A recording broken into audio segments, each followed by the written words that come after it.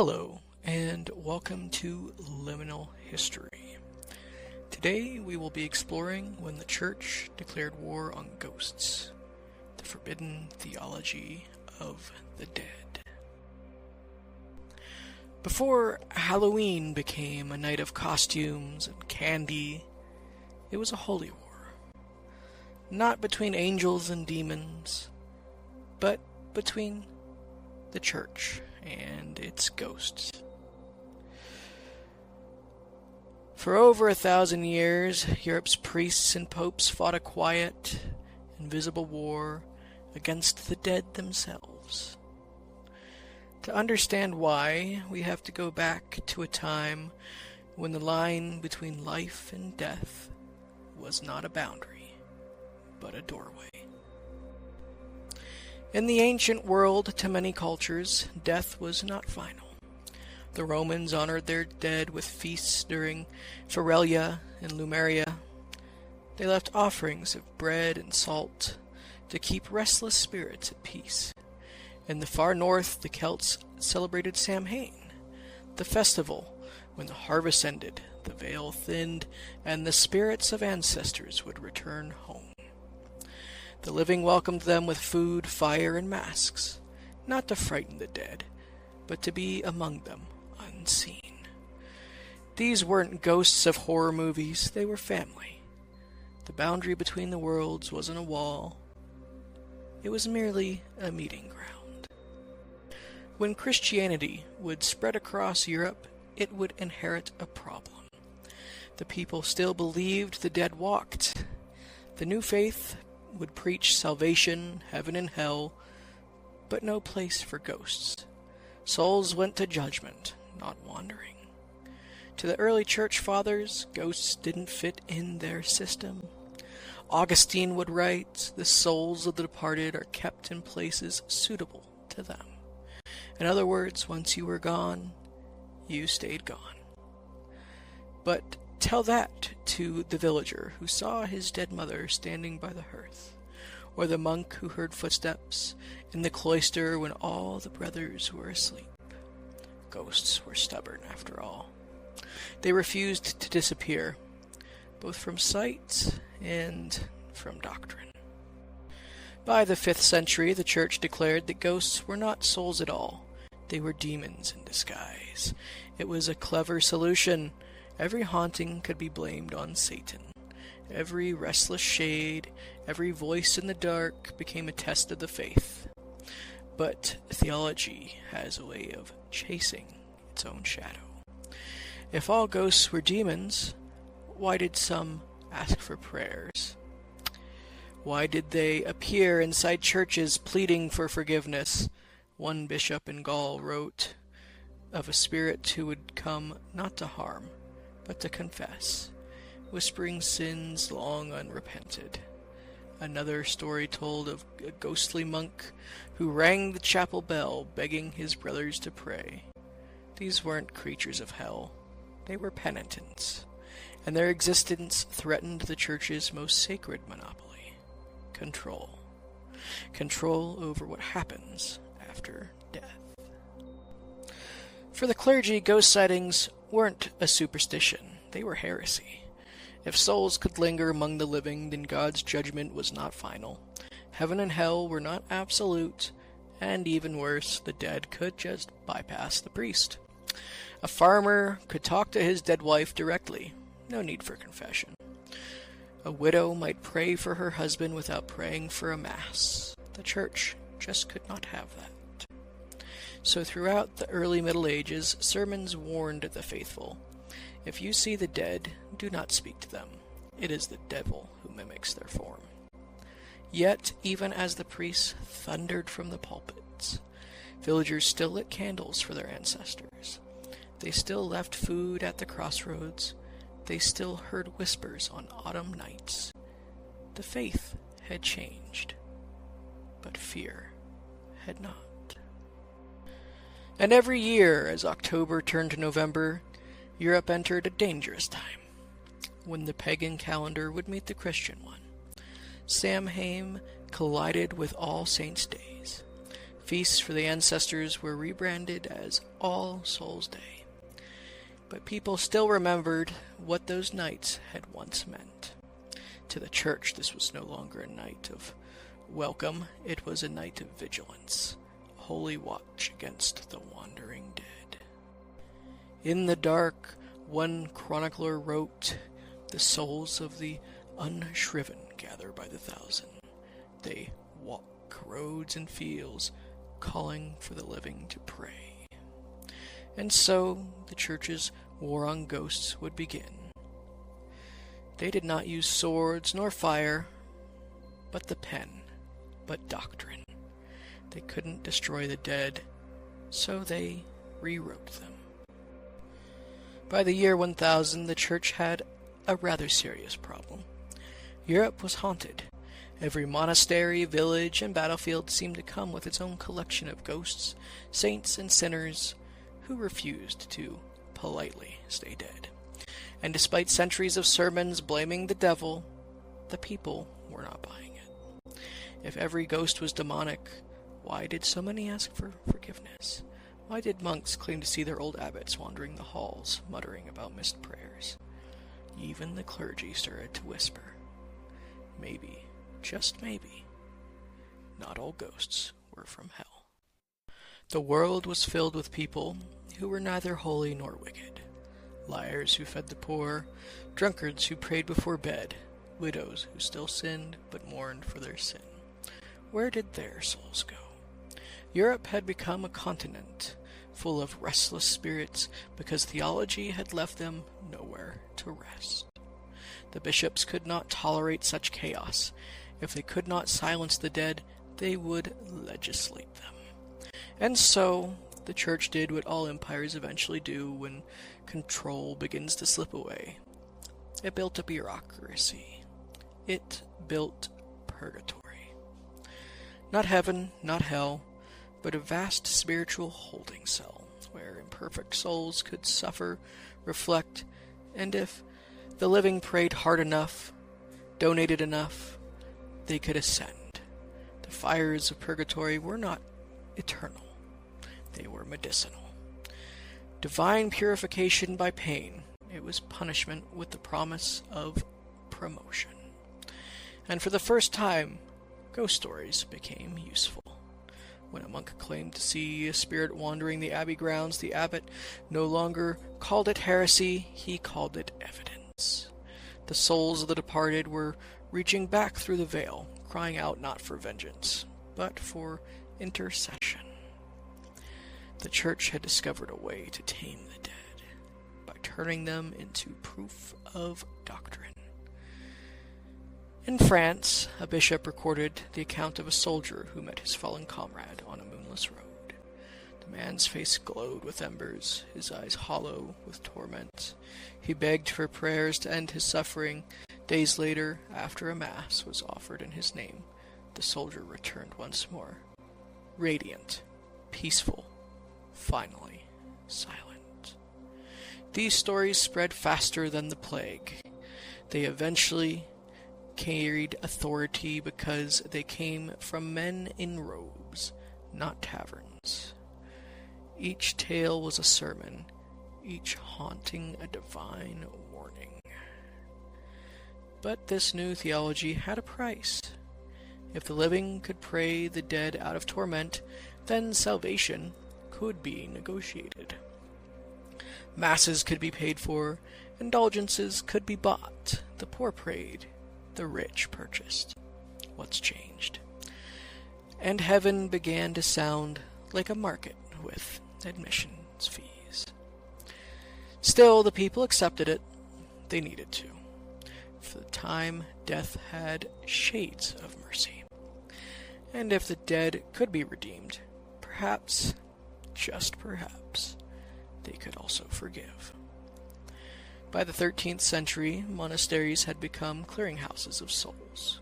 Priests recorded visions, nobles sponsored endless prayers, and the air itself seemed to hum with the weight of voices half heard, penitents crying through the walls of purgatory. It was a grand compromise between faith and fear. The church had built an empire, an entire world between the living and the dead, a place where theology could explain the unexplainable. But the ghosts did not stop coming. They appeared not in dreams, but in daylight. They were seen by monks during prayer, by nuns during confession, by peasants in their fields. Some came weeping, others came furious. And behind the walls of the abbey, the men who had defined purgatory began to question just what they had created. Because if the souls weren't truly in God's hands, why did they stalk the earth? What came next would test the Church's grip on the dead. For in the monasteries of England and France, ghosts began to speak, and monks began to write down just what they said. Monasteries were meant to be sanctuaries, fortresses of silence and discipline, where the living sought to purify the soul before death. But by the late Middle Ages, many had become something else. Haunted houses of prayer. The monks of Europe prayed for the dead constantly, and perhaps it was this nearness to mortality, that endless mediation on judgment, that made their walls thin. For nowhere in Christendom were ghosts seen more often than behind cloistered doors. The living kept records. They called them the Historiae Miraclorum, or miracle stories. And please excuse the poor Latin. But they were really ghost stories, the X-Files of the Middle Ages. One of the most complete of these records survives from northern England. The Byland Abbey Ghost Stories, written sometime around the year 1400 by a Cistercian monk. In them, the dead walk with a clarity that chills the blood. He writes of a man who met a ghost in the road, pale, tattered, and soaked by the rain. The figure begged for prayers, but the traveler ran, terrified, towards the nearest church. The spirit did follow, drifting through the doorway like smoke. Inside the door, before the altar, the ghost spoke. It could not rest, it said, until restitution was made for a stolen cloak. The monk arranged it. The debt was repaid. And when he looked again, the ghost was gone. No screaming, no violence, just silence and the smell of damp earth. Another entry tells of a headless spectre haunting the fields near the abbey. When questioned by a priest, and yes, they questioned it, the ghost replied that its soul had been condemned to wander until its children restored the property it had stolen. The priest obeyed, trembling. When the task was done, the apparition faded into the mist. Each story reads like an investigation, just like the X-Files. The monks did not doubt what they saw, they simply documented it, as they thought a sermon or an exorcism might do the trick. To them, ghosts were not fiction, they were theology made flesh. Other monasteries reported their own visitations. At Peterborough in the winter of 1127, they described witnessing an army of dead marching across the fields. Knights in rusted armor, monks in rotted robes, peasants dragging chains of smoke. They called it the Wild Hunt, a procession of souls trapped between judgment and damnation, led by some who said were demons. The chronicler wrote, the night was filled with cries and then clashing of unseen weapons. Those who watched fell to their knees and dared not to speak. To the modern ear, it sounds like a myth. But to the Church of the Middle Ages, this was evidence. Every haunting, every sighting reinforced the story that they needed to tell. That sin lingers, and the soul must be purified. And so the monks prayed. They prayed for the soldiers, the thieves, the mothers, the children, and the unshriven dead who walked the moors. They prayed until prayer itself began to sound like begging. But the ghosts did not always come asking for mercy. In a small priory of Werewell, it was said that a nun broke her vows and took a lover. When she died, she was buried quietly beneath the floor of the chapel. Weeks later, her sisters began to hear weeping during Vespers. A chill spread through the cloister. Then one night, as the abbess read by candlelight, the air grew still, and a figure appeared behind her. White as moonlight, her eyes hollow and wet, the abbess fainted. The others fled. The story spread, whispered from convent to convent. Even vows could not silence a restless heart. To some, this is folklore, a morality tale. But to the women who lived there, it was liminal history. The monastic world was obsessed with order. Every soul in its place, every sin accounted for, but ghosts, well, ghosts are disobedient things. They do not respect the walls, nor hierarchy. They appear to be humble and powerful alike. There are accounts of bishops haunted by their own dead servants, of abbots tormented by the monks they disciplined, of entire congregants driven from their churches by invisible voices calling their names. Each time the answer was the same: more prayer, more penance, more order. Yet, the more the church prayed, the more the dead answered. The monasteries had built their lives around silence, but now they had to listen. In the end, the monks did not destroy the ghosts, they absorbed them. Every haunting was rewritten. Every soul became a symbol.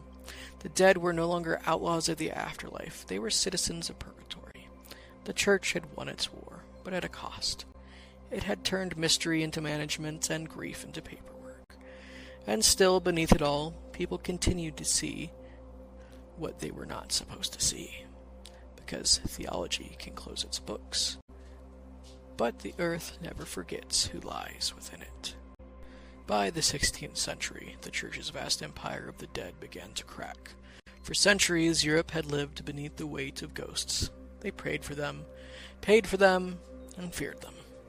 But when the Reformation came, it carried a new kind of weapon: reason sharpened by rebellion. Martin Luther called Purgatory a fraud. John Calvin called it an invention of greedy priests. To the Reformers, the dead could not return. Not as spirits, not as penitent souls. When you died, they said, you went to judgment, and there you stayed. There were no voices in the dark, only imagination and sin. And so, in a single generation, centuries of spectral faith were exiled. The Reformation had declared war on ghosts again. It is not just theology that changed, it was the air itself. The Protestant lands had bells that were silenced on All Souls' Day. Candles for the dead were forbidden. Souling, the old rite of bread and prayer for wandering spirits, was mocked as superstition.